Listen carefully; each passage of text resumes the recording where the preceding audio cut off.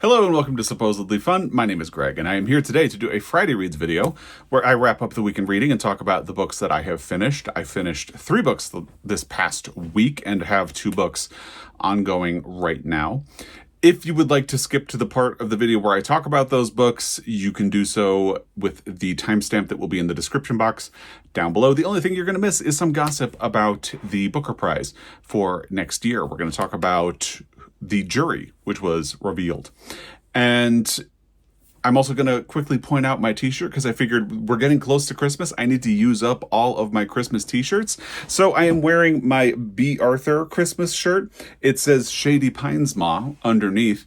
So I kind of have enjoyed this all day because it's kind of like a little peekaboo B. Arthur. A peekabee, if you will. I've been giving myself a lot of enjoyment out of that pun all day. And just a quick note, I am going to try to do this all in one take so I don't have to edit anything. And the tragedy or like the victim of that is that because I don't really have the time to edit this video, I am not going to put up an image of the book cover for the book that I read that I no longer have because I returned it to the library. It just is what it is. This ended up being a very busy day. You know, as we get closer to the holidays, work gets a little bit frantic and these things kind of happen. So it is significantly later in the day than I would usually be filming this on Friday. And I want to have this video ready to go for Saturday morning. So I just need to make some adjustments for that. And the only real difference that you will notice will be that I'm not going to put an image of the book up in this general area, which I usually would do. Anyway, Teddy is in the kitchen with Joel because Joel is baking. I've been stuck with work all day, but they've been having a time in the kitchen and making some Christmas magic happen, and that has been really exciting. And you can imagine that Teddy is reluctant to leave the kitchen to come say hello to you right now. So that's where he is. Let's talk about that Booker jury because I think the discourse on it is going to be very interesting. For the most part, there are not too many surprises, but I think there is a final judge that I think a lot of people are going to be curious about. So the chair is Roddy Doyle, who is a Booker Prize winner for Patty Clark, ha ha ha, I think. I have not read Roddy Doyle yet, but I really want to. I got the collection of the trilogy of books that starts with the Commitments, and I think it's called the Barrytown trilogy. I know it starts with the Commitments, and I don't remember what the other 2 books are. And I could go get it off of my shelf, but I'm not going to do that. So that is something that's on my bucket list. I had sort of planned to read it before Joel and I went to Ireland earlier this year. Did you know Joel and I went to Ireland? We did. And I didn't manage to make it happen, but I still want to catch up to that trilogy. So Roddy Doyle is the chair for next year. Also, Kylie Reid, who is an author, and I believe she was longlisted for the Booker Prize a couple of years ago, or recently, but I don't remember what the Such a Fun Age, was that her book? I think that's what it is. There's also Chris Power, Ayabami Adebayo. Ayabami Adebayo is also someone who has been a finalist for the Booker Prize and longlisted for the Booker Prize, and I haven't read any of her work either. So she's an author I would need to catch up to. Actually, I haven't read Kylie Reid's work either. The final judge is the one that I think a lot of people are going to be a little confused about, a little maybe feel a little negative about. It's Sarah Jessica Parker. And I posted this on Instagram and shared it and kind of just said, I can't wait for the discourse on the final judge in this video where they revealed the jury. And I got a couple of messages that were responses to that who were very confused about what Sarah Jessica Parker has to do with the book world. And she is not an author, but she is a big reader. I knew that even before she had a publishing imprint because she was frequently photographed going around with books.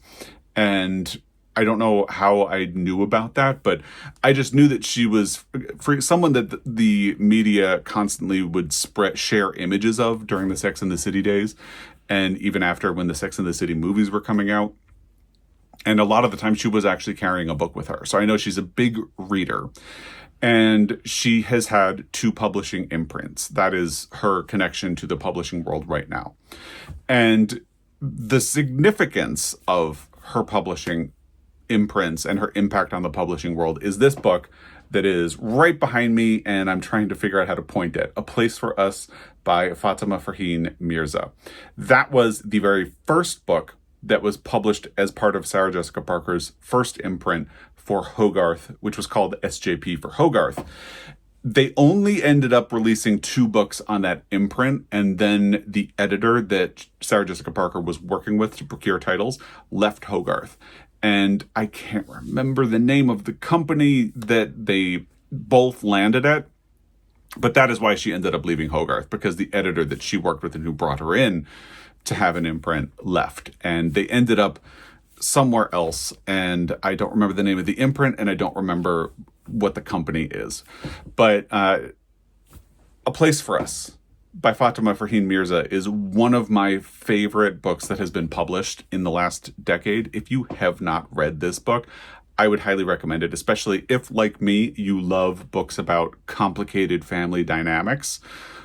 It's a really beautiful, beautiful story. I listened to it on audio and was sobbing when it ended, and immediately went out to track down a copy of the book. That it was one of those cases where I listened to an audio and loved the book so much that I wanted to have a copy for my library. And that does not happen all that often. It sometimes does. The only other instance I can think of right off the top of my head was Night of the Living Res by Morgan Talty. Once I finished that book on audio, I just wanted to have a copy. So as soon as I was done, I called Montana Book Company and ordered a copy to have them ship it to me. And it's been in my library ever since. It's such a good book. And Sarah Jessica Parker helped put it out into the world. I mean, now the likelihood is Hogarth probably would have helped publish this book regardless. But, you know, that's kind of why I feel a little bit okay with Sarah Jessica Parker being included. It feels like she has been making big moves over the last year to establish herself as someone with literary street cred. In my opinion, she kind of has it just because of this book. To be fair, the books she has published since then have kind of flown under the radar. I couldn't even tell you what any of them are. The second book that she published for Hogarth specifically, I don't remember the name of it, but it did sound really interesting. I just never got around to reading it. So she is in the publishing world. She was one of the people who voted with the New York Times Book Review to create the list of the 100 greatest books of the 21st century so far. I will link my reaction to that down below. And because she was included in that, and because she is going to be a jury member for the Booker Prize, it feels like she is taking steps to become more of a figure in the literary community and to sort of establish that cred. And it's going to be confusing in the beginning because that's not really what most people know her for. So it's interesting. And, you know, I love this book, and clearly she did as well. So that tells me she has good taste in books. But a lot of people are going to have very different opinions about this, and it'll be interesting to hear. Let me know what you think of Sarah Jessica Parker's inclusion in the comment section down below, because I think it's interesting, and I'm not opposed to it because, again, she published a book that I absolutely love. She's not a writer, but, you know, they don't always include people who are writers. They just include people who are involved in the publishing world. And that does mean her. So it's interesting. It's interesting. And we'll see what happens when we get the long list next year. So with that, let's move into the actual Friday Reads portion of the video and talk about the books that I finished. And the first one is going to be the book that I no longer have in my possession because it was a library book, and I returned it once I finished it. The Wood at Midwinter by Susanna Clarke. And if you skipped right to the Friday Reads portion of the video, I will just tell you that I am trying to do all of this in one take and without a lot of editing, and putting an image in sounds like a really easy thing to do, but you have to figure out when it begins, where it ends. You don't need the specifics. So it requires editing and attention, and I'm trying to get away from that to get this done quickly. So Anyway, I read The Wood at Midwinter by Susanna Clarke. This is the author of Jonathan Strange and Mr. Norrell, Piranesi, and The Ladies of Grace Adieu, which is a story collection set in the world of Jonathan Strange and Mr. Norrell. Piranesi won the Women's Prize, and this story is set in the world of Jonathan Strange and Mr. Norrell, but doesn't really directly connect. And it's really interesting. It's 60 pages, including an afterword by Susanna Clarke, and there are a lot of gorgeous illustrations throughout the book. Susanna Clarke is a beautiful writer. I love short books. I've been really into novellas and things like that. I also happen to be someone who likes short stories. I know not a lot of people do like short stories. There are a lot of people, I've learned this from having a channel over the last few years. A lot of people aren't really into short stories, but I am. And I am more impressed when an author manages to write something very short and concise, but still tell a complete story and a powerful emotional story. Like Small Things Like These is a great example of it. Foster by Claire Keegan, also a really great example of that. Last week I talked about The Most by Jessica Anthony. It feels like a very complete book that packs a punch without taking up a lot of pages. I feel like that is difficult to do, and I am always very impressed when someone does it well. The Wood at Midwinter. And by the way, I should also say, I struggled a little bit with Jonathan Strange and Mr. Norrell because it is such a sprawling and long book that at times it feels a little tedious, although I did find it fascinating. The Ladies of Grace Adieu, the story collection where all of the stories are set in the world of Jonathan Strange and Mr. Norrell, I really loved that book. And that's kind of an example of short and concise can sometimes be better, to me. Your mileage may vary.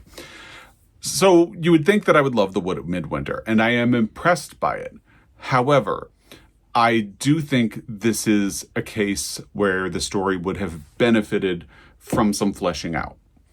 And another recent example of that was Olivia by Dorothy Strachey. It just feels like the beginning, ignore my calendar, of a story that could use some more detail. And we don't have to get into Olivia, but I think in this case, it feels like it sets up beautifully. Like I was really interested and invested with the opening of The Wood at Midwinter, which involves a young woman named Merodis who is with her sister in the beginning in a carriage. And Merodis is very different from most people. And the afterword is actually really interesting about that. And her sister sort of understands her.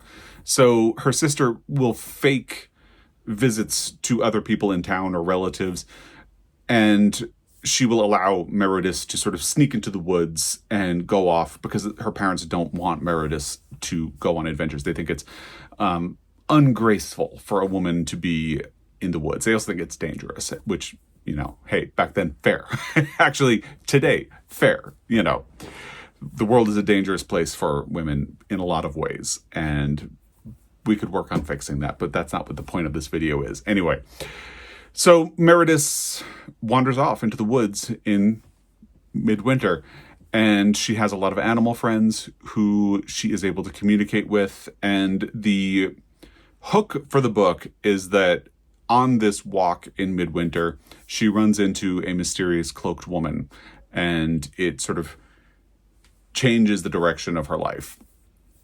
And oddly, that is the point where the story starts to sort of skim over a lot of, it sort of just skims from there to the final page. And I feel like it set up such a beautiful, haunting or potentially haunting story. And then once the thing actually happens, it sort of feels like it rushes to the last page. And I wanted more. So I was left wanting more from the book. And I admit, it made me glad I got the book from the library because although it is really beautifully packaged, it only feels like half of a story to me. And Susanna Clarke, again, is a really beautiful, brilliant writer.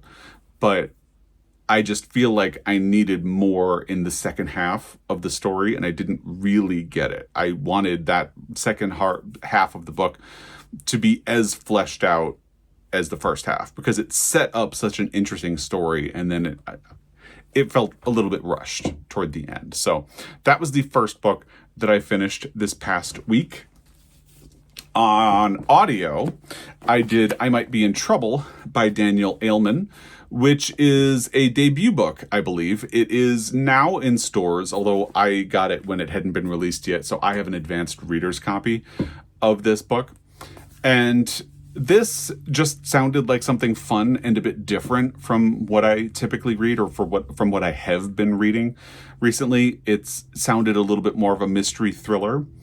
And I feel like talking about it as a mystery or a thriller will set up the wrong expectations. So I kind of want to backpedal on that, because I have been referring to this as a bit of a thriller.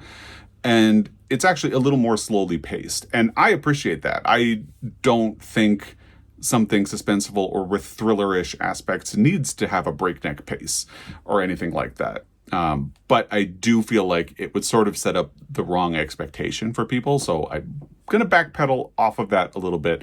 Maybe think of this as a sort of, I hate when people, I don't like the term literary fiction, because I feel like appending the word literary sends a coded message to people. Like, this is more serious than that fluffy stuff. You know, this isn't the fiction. This is literary fiction. This isn't a thriller. It's a literary thriller. It's kind of like people now talk about the sort of upscale horror. It's like, well, these are the ones that you can take seriously. So I don't want to use the term literary thriller because I don't like the connotations. So hopefully you understand what I mean when I say that you could kind of more think of this as a literary thriller. That's really a bit of a character piece. And basically, you have this protagonist whose name is David Alvarez. And the fact that his name is kind of similar to Daniel Aleman's is part of a meta thing that Daniel Aleman is doing throughout the entire book. In fact, there are several times where someone mistakes David's name and they call him Daniel. So it feels like Daniel Aleman is deliberately conflating himself with the protagonist of this book, which is really interesting when you know where this book goes and what the plot of it is. And I can't talk too much about that because it feels like it would get into a bit of spoiler territory. But here's the setup. So David, our protagonist, has published 2 books. He is a writer, and he has just pitched his third. The first book was a wild success with audiences and with critics, and set him up to be a major name in the literary universe. His second book flopped and just really did not do well. And he feels a lot of pressure to get the third book right, and his pitch is refused. So now he has to rethink what he's going to do. He doesn't know how to deal with this. So I think that's one thing that I had a mistaken understanding of what this book is, because the premise as it is described makes it sound like it begins with the thing that hooks you in, and it actually doesn't. It takes a little bit of time to get to that. So David is having a bit of a crisis, and he gets on Grindr, finds himself a hookup for the night, and has this magical evening with this man, Robert, meeting him at his fancy hotel in New York City. And they go out to a whole bunch of bars, and they end up back at David's apartment, and they go to bed. And in the morning, David wakes up, and the man is dead. So David has to figure out what to do. And in a panic, he calls his agent. And the agent sort of convinces him that it would be a bad idea for them to call the police, and comes to help him figure out what to do to get rid of the body, and chaos just kind of ensues from this. And the agent gets the idea that this could be the plot for David's next great book. And that's sort of where the conflation of Daniel Aleman and David Alvarez gets a little bit interesting. And again, can't talk about it beyond that, because it feels like this fun meta thing that Daniel Aleman is doing. And like I said, this was a bit unexpected, because I thought it would begin with David waking up in bed with a dead man next to him, and everything would just chaotically go from there. And it actually does a lot of setup. And the good thing about that is that it lets you get to know David and spend some time with him. So you sort of understand the stakes much better when it gets to that situation. You also understand his relationship with his agent and why he calls her. So it feels like a book that leaned more into the thriller aspects would have begun that way. And it also would have cheapened the book a little bit because you wouldn't know these dynamics, like why this is so important for David, why he would call his agent. And because Daniel Ehlman sort of takes that time to introduce you to David, you understand a little bit. It still doesn't really make sense. Check your brain at the door a little bit. But it's still, and then it takes its time and doesn't move at this breakneck speed where it doesn't do that thing where there are short chapters and everything ends on a cliffhanger, which is one of the reasons I have kind of stopped doing mysteries and thrillers. So this was a good case in point for the way I think it's good to read outside your comfort zone, and mysteries and thrillers have sort of fallen out of my comfort zone in recent years because I don't really like what the genre has turned into in the post Gone Girl world. And I also appreciate that one of the things that I don't like about mystery and thrillers in the wake of Gone Girl is that it feels like so many books rely on the protagonist being unreliable and sort of playing with the idea of like they're all like alcoholics or on drugs and things that they can't really trust themselves. And that's not really David. It's not playing with that trope. And I really appreciated that too. So this is a book that sort of brought me back into the fold. And, I talked last week or in a recent video about how a lot of the time it's important to read outside your comfort zone. And the best way to do that is to find a book that meets you where in your wheelhouse and then pulls you out of it. And because this has a queer angle, and because it's described as, I kind of liked that sort of chaos ensues aspect of the plot description. It met me in things that I'm interested in and then brought me into a mystery thriller fold. And I think the fact that it doesn't lean so much into there's not that much of a mystery going on here. And the fact that it includes thriller aspects, but not really, also really helped me get into this book. So I had a good time with it. Will I remember this book in a year? Probably not, but I had a good time with it. And Joel is actually going to be picking up the audio and reading it as well. So it was a fun book. I am glad that I did it and that I prioritized it. It felt like a good time of year. There's a lot of stress at the end of the year. So it felt like a good book for right now. Now, once I finished The Wood at Midwinter, I pivoted to another library book that I got and read Ready or Not by Andy Peretta. This is a YA graphic novel about a friend group. They have just graduated from high school. It's their last summer before they go off to college, and our protagonist, Cassie, is the only one of them who is not going to college right away. She's taking a gap year, and she doesn't even know if she wants to go to college. And because she's not going to college, she's going to be at home and everybody else is going to be leaving to go to their schools. She feels like they all have futures laid out and she's kind of not sure about what she wants to do. And she is afraid that they're going to grow apart because they're all going to be off in different places doing different things. And adulthood is coming, ready or not, and she feels like she's the only one who might not be ready. So, over the course of the summer, she revives a childhood game that they had. They call it Risky Slips or something like that. So, they tear up a paper menu at a diner, like you see a lot of the time. And on the back, every one of them will write a dare. And then they put it into a little cup and they take turns pulling a dare out, and you have to complete the dare. If you don't complete the dare, you lose and you are eliminated and you cannot compete anymore.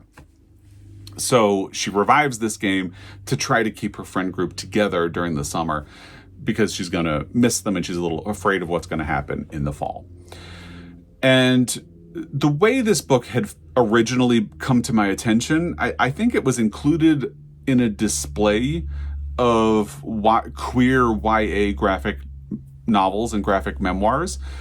And the queer aspect of this book is actually a tiny little subplot. So it didn't really have that element that brought me to the book in the first place. And I think there's a thing where a lot of young adult books translate for adults, clearly, because a lot of adults read young adult books. But every once in a while, you read a children's or YA book that is really intended for the age group that would be like intermediate or children's or young adult. This is a good book for people who are in high school or who are in college. Beyond that, you might appreciate it, but it's a little hard to get out of your adult brain to sympathize with the situation because, 42-year-old me reading this book is kind of a little frustrated because it's like, all of these things that you think are problems are not actually problems. Just wait until you actually experience what the world is like. You have no concept of what it is to actually have problems. But if I had read this in high school, and like Cassie, I didn't go to college right away. So if I had read it in that period of my life, either when I was in high school or in the years after when I maybe should have gone to college, I would have vibed with it a lot more. It didn't really strike me now. And I don't think that's a problem of the book. It's okay to admit, I think, that a book is not for you. And this, as it turns out, was not a book for me. It's much more for someone who is in that YA market. I was looking for more of a queer story, and I didn't really get that. And not that every book has to meet your expectations. I mean, clearly, I might be in trouble. Not meeting my expectations was fun, and it made it a bit more of a fun ride. And this was a little more frustrating just because I had some difficulty getting into it. So if you know a teenager, like high schooler or college age, like early college age kid, this might be a good idea for them. I can't really recommend it for anyone else, but it's not a bad book. It just wasn't for me. And as I said, I think it's totally fine to admit that something is not meant for you. And this was not a book that was meant for me, but I picked it up and there we are. So those are the 3 books that I read this week. And let's talk about what I picked up. So when I returned The Wood at Midwinter, I had another hold available for myself. Now, I did not know that L. Frank Baum had written a book about Santa Claus. L. Frank Baum is mostly famous for having written the Wizard of Oz books, obviously. So immediately I went out and I put a hold on the book, and it came in. And the image that I saw was the original cover of the book, and that is gorgeous. It looks like the Wizard of Oz books in some ways. What came is this weird 90s or early aughts looking computer generated like clip art almost kind of thing. Like this is really doing a disservice to L. Frank Baum. So I've really only just started this book. I am 30 pages into it. The nice thing is it does include the original illustrations. So even though they did an appalling thing with the cover design, they still have the original illustrations, which are by Mary Cowles Clark. So the first section is youth. Obviously, as you can guess, this is about the life of Santa Claus. And it's an imagining of his life, but it's very inventive with the story. I'll show you. Here's where I am now. I left off at manhood. So Santa has grown up and is going off into the world at the part where I have left off. So in the very L. Frank Baum way, he imagines that the origin story of Santa Claus is that he is abandoned on the edge of a magical wood. And in this magical wood, you have a lot of wood nymphs, and there is a magical woodsman who is sort of their leader. And the woodsman sees this abandoned baby and sees that an animal is stalking the baby. And he says, no, you cannot harm this baby. In fact, give him a little bit of milk and make sure he's okay. And then he sort of sends out an order among the woods, leave this baby alone. And a wood nymph decides to adopt this baby. And with the permission of the woodsman, she brings this baby in. She wants to name him Klaus. And because her name is, I think it's Nerisse. Hold on. I will tell you in a moment. Necile. Necile. So that somebody decides, well, why don't you name him Niklaus? Because it adds a little bit of her name. So Niklaus is then, over time, sort of bastardized into being Nicholas, as we know, Santa Claus. So he grows up in this magical forest with wood nymphs. He doesn't know about humanity or the life of mortal people, which he is. And when he gets older, the woodsman decides to show him the world of humans. And the part of the book where I have left off is where he wants to go out and experience the world and see what it brings. And his particular intention is to bring joy to the lives of children as the wood nymphs did for him. So you can sort of see where he's going to be. He's going to have a confrontation, according to the plot description of the book, with another magical figure. So it is a very Oz-like approach to the story of Santa Claus, but that feels kind of fitting. It's been a fun book. It reads very quickly so far. So I should be done with this pretty soon, and we'll work on that. I couldn't decide what I wanted to do on audio. Once I finished, I might be in trouble.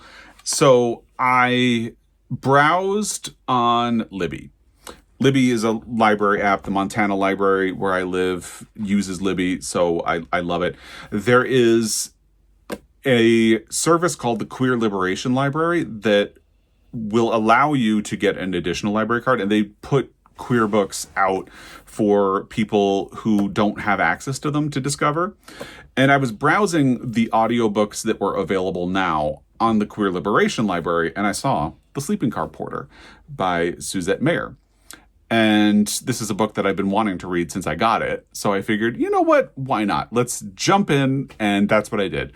I am only about 20% of the way into the audio, but so far I'm enjoying it. I think from what I've heard, as the sleeping car porter gets tired, the book sort of takes on a dreamlike form. So it'll be interesting to see where this book goes. But basically, set in 1929, you have a sleeping car porter, obviously, named Baxter. He is black, and he lives in Canada, and he is saving up to be a dentist. He wants to go to dental school.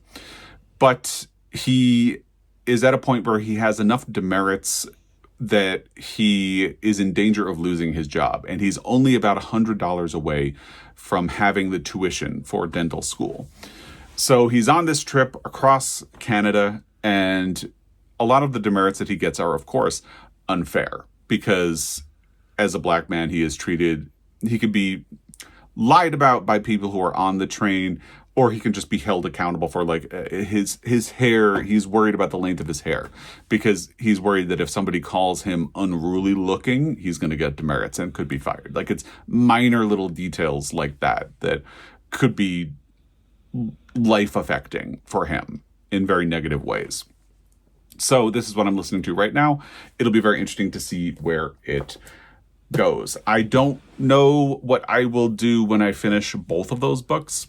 I think I am going to I actually do have another library book that should be available. So I think when I finish The Life and Adventures of Santa Claus, I'm probably going to go get that library book, and that will actually be my next physical book. Audio, I have not decided yet. So that's what I have been up to this week. Reading, watching, loving, all of that stuff. Let me know what you've been up to in the comment section down below. As always, I really appreciate your time, and I will be back. Until next time, happy reading.